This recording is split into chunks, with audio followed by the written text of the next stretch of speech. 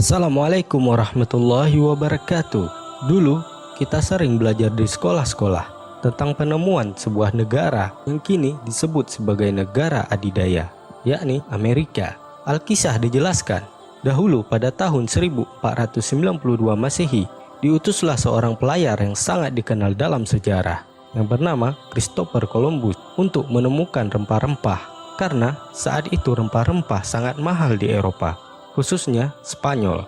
Dalam pelayarannya, ia terkejut melihat sebuah pulau yang ia menyangka sebagai India atau daratan Asia. Karena itulah ia menamakan penduduk pulau itu Indian, atas keyakinannya bahwa ia telah sampai di India dan penduduknya berkulit kemerah-merahan. Padahal Columbus telah singgah ke pulau yang belum pernah ia kenali.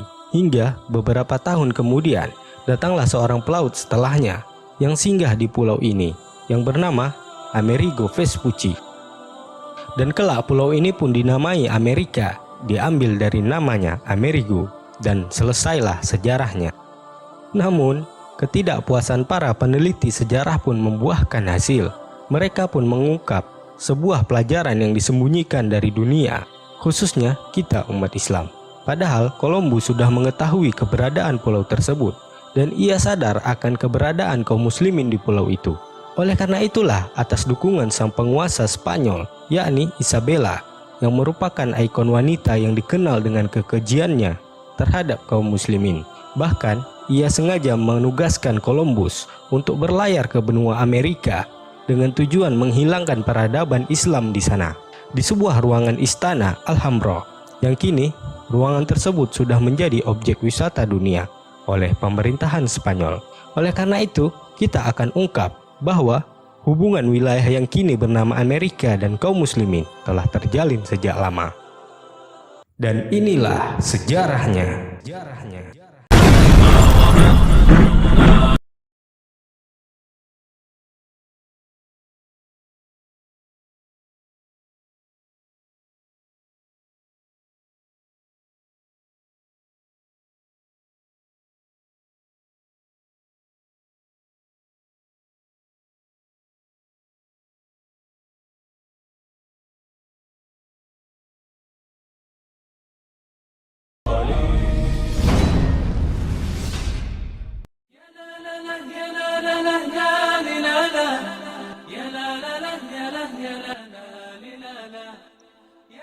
Pada masa pemerintahan Umar bin Khattab radhiyallahu anhu, terdapat seorang ulama tabi'in yang bernama Amir bin Syurahbil al-Humairi, atau lebih dikenal dengan Imam Asy-Sya'bi.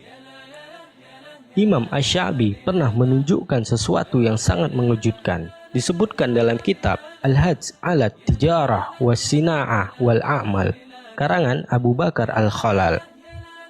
Imam Asy-Sya'bi rahimahullah berkata, sesungguhnya Allah memiliki sekumpulan hamba di seberang Andalusia atau Spanyol. Jarak antara mereka ke Andalusia seperti jarak kita, Kufah atau Irak, ke Andalusia atau Spanyol. Mereka menganggap bahwa tiada satu makhluk pun yang bermaksiat kepada Allah. Kerikil mereka adalah permata, gunung-gunung mereka adalah emas dan perak. Mereka tidak bercocok tanam dan berladang. Ada sebuah pohon berbuah di setiap rumah mereka, itulah makanan mereka.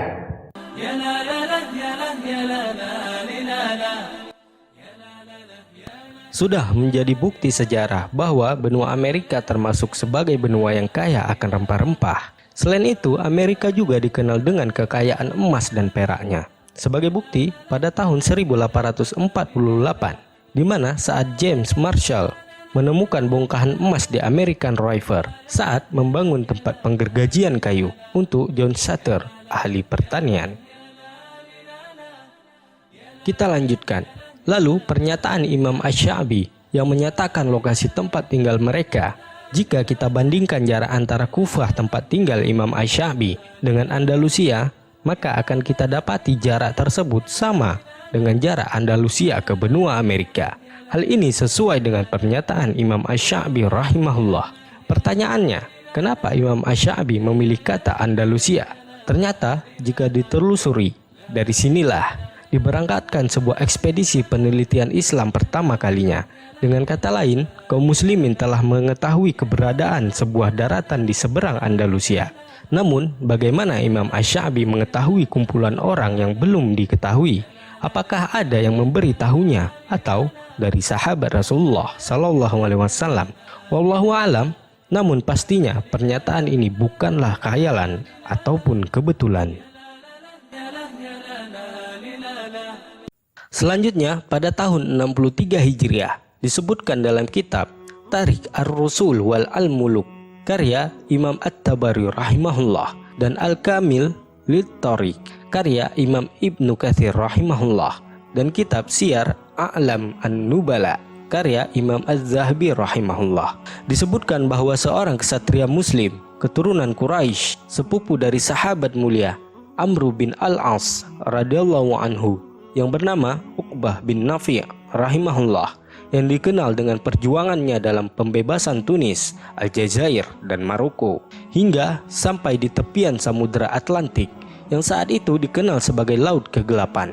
Di sana ia mendatangi laut itu dengan linangan air mata sambil mengangkat tangannya ke langit. Lalu ia berucap dengan suara yang keras di antara hamparan suara ombak laut yang gelap, "Ya Allah, seandainya aku tahu di seberang sana ada sebuah daratan, niscaya akan kuseberangi lautan ini di jalanmu agar dapat kutinggikan kalimat La ilaha illallah."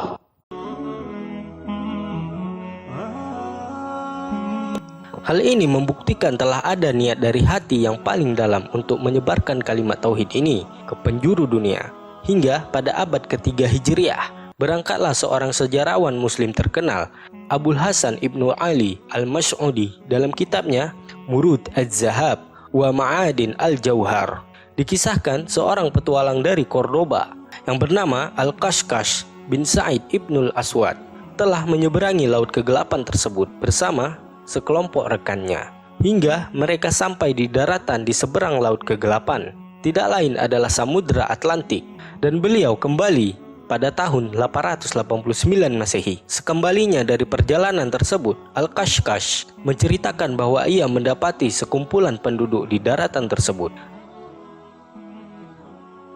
Dijelaskan pada abad ke-6 Hijriah, seorang ahli geografi muslim yang bernama Abu Abdillah Muhammad Al-Idrisi Al-Hashimi Al-Qurashi atau lebih dikenal dengan sebutan Al-Idrisi membuat peta dunia pada tahun 1154 Masehi. Peta ini dibuat berdasarkan mode bola dunia yang membuktikan umat muslim mengetahui bahwa bumi itu bulat sebelum teknologi modern membuktikannya. Mungkin sebagian dari kita pernah melihat model peta yang seperti ini. Namun perlu diketahui, para ahli geografik dulu menggambar peta ini dengan cara yang berbeda, karena mereka meletakkan arah utara di bawah dan arah selatan di atas. Dan coba kita balik gambar peta ini, maka akan kita dapati bahwa garis pantai Maroko kiri tengah sampai ke garis Eropa kiri atas. Seakan-akan Al-Idrisi menggambar sebuah daratan luas di seberang Samudra Atlantik, dan beliau juga tidak menyebutkan sebuah kepulauan, melainkan sebuah daratan yang berarti luas atau sebuah benua. Selain itu, Al-Idrisi yang hidup awal abad ke-10 Hijriah ini menyebutkan dalam kitabnya bahwa ada sekumpulan para pemuda muslim yang berlayar dari Lisboa atau Lisabon, yakni sekarang ibu kota Portugal, yang dulu masih di bawah kekuasaan muslimin. Al-Idrisi menyebutkan bahwa para pemuda tersebut berhasil menyeberangi lautan kegelapan. Lalu sebagian dari mereka kembali dan menceritakan perihal sebuah daratan yang mereka singgahi dan orang-orang yang mereka temui. Selanjutnya mereka mengatakan sekumpulan orang-orang yang mereka jumpai tersebut, mereka berbicara dengan bahasa Arab, dan ini membuktikan bahwa sebelumnya pernah ada komunitas Arab yang singgah di daratan tersebut. Dan yang menarik lagi bahwa 300 tahun sebelum Columbus tiba di sana, sudah ada dari kalangan Arab yang singgah di daratan luas tersebut atau Amerika. Jika kita lihat dari peristiwa ini dan berikut penjelasannya, maka dapat kita simpulkan bahwa mereka telah sampai di kepulauan Karibia, tepatnya di kepulauan Kuba dan Hispaniola.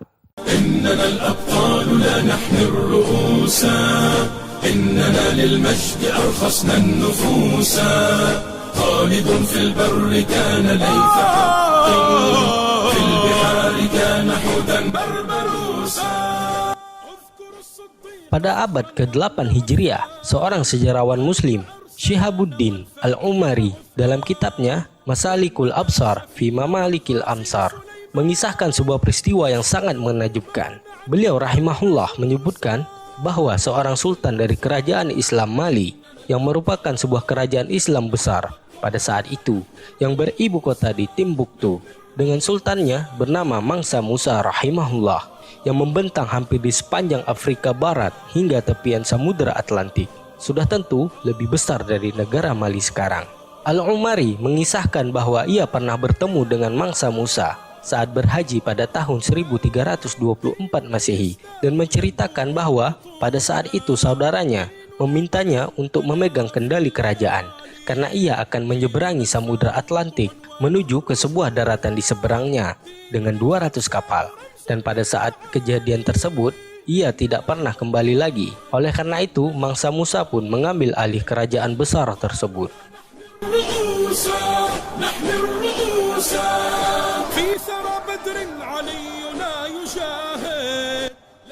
Menjadi sebuah pertanyaan, siapakah raja tersebut? Didapatilah bahwa raja tersebut bernama Abu Bakar bin Muhammad atau Abu Bakar II. Beliau adalah mangsa atau raja ke-9 kerajaan Mali. Raja ini meninggalkan kerajaannya dan pergi ke sebuah wilayah yang ia belum pernah mengetahuinya dengan 200 kapal pada tahun 1311 Masehi. Hal ini tidak lain ia lakukan hanya untuk menyebarkan agama Allah. Inilah catatan yang ditulis oleh Al-Umari saat berjumpa dengan Mangsa Musa, seperti yang sudah kita jelaskan di atas. Bahkan dari sejarah Mali ini pula terungkap sebuah fakta sejarah yang disembunyikan, yakni kebesaran dan kesuksesan sebuah kerajaan, ya kerajaan Mali, yang kini dipelintir sejarahnya sebagai negara terbelakang, dan Perancislah yang membawa peradaban di sana.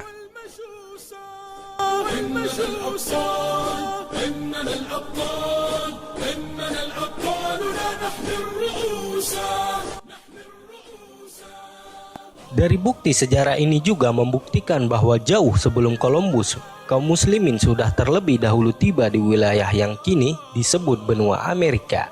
Dan yang lebih mengejutkan lagi ialah sebuah manuskrip yang ditulis oleh Columbus yang menyatakan bahwa sebagian penduduk Amerika mempelajari cara pemurnian emas dan mencampurkannya dengan barang tambang lainnya. Lalu Columbus menambahkan bahwa cara seperti itu hanya ada di benua Afrika, yang tidak mungkin dipelajari oleh pemukim Amerika secara kebetulan belaka. Tambahan sedikit, pada tahun 1493 Masehi, Christopher Columbus menulis dalam catatannya sebagai berikut. Para penduduk di sana mengenakan pakaian katun yang merupakan pakaian wanita muslimah Granada atau Andalusia. Columbus juga menyatakan bahwa ia mendapati sebuah masjid di Kuba.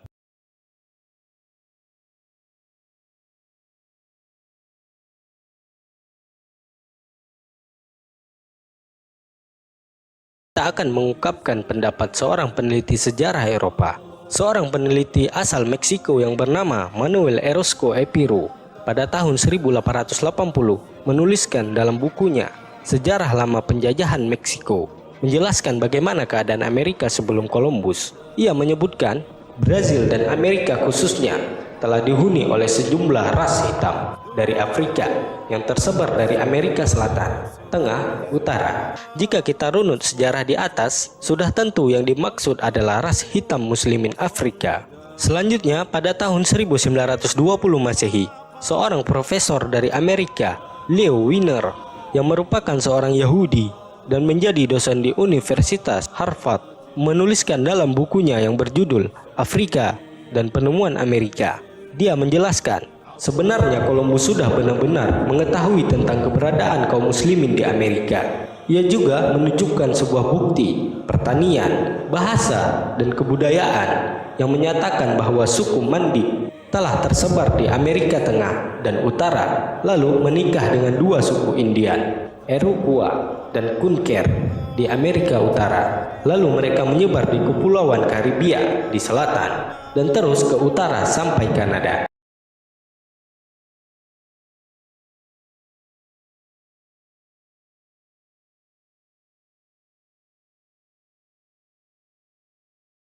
yang didapat pada tahun 2000 Masehi, seorang wanita yang bernama Luisa Isabel Alvarez de Toledo. Ia adalah seorang bangsawan kota Sidonia, Spanyol. Dikisahkan pada saat itu sedang merenovasi salah satu istana peninggalan keluarganya. Secara kebetulan, ia menemukan sekumpulan dokumen Islam yang berbahasa Arab yang berasal dari Muslimin Andalusia. Dalam dokumen ini ternyata memuat penjabaran keadaan Amerika lengkap dengan umat Islam di sana. Sejarahnya, dokumen ini disembunyikan oleh para pendahulunya yang merupakan seorang pejabat dan jenderal satuan militer Spanyol. Namun, Isabel merasa khawatir dokumen ini akan dibakar selepas kematiannya. Maka ia pun merangkumkan dokumen tersebut dalam sebuah buku yang berjudul Afrika versus Amerika, yang memuat penjelasan lengkap tentang keberadaan Muslim di Amerika. Dan pada tahun 2001, BBC pun meliput Isabel dalam sebuah karya tulisnya.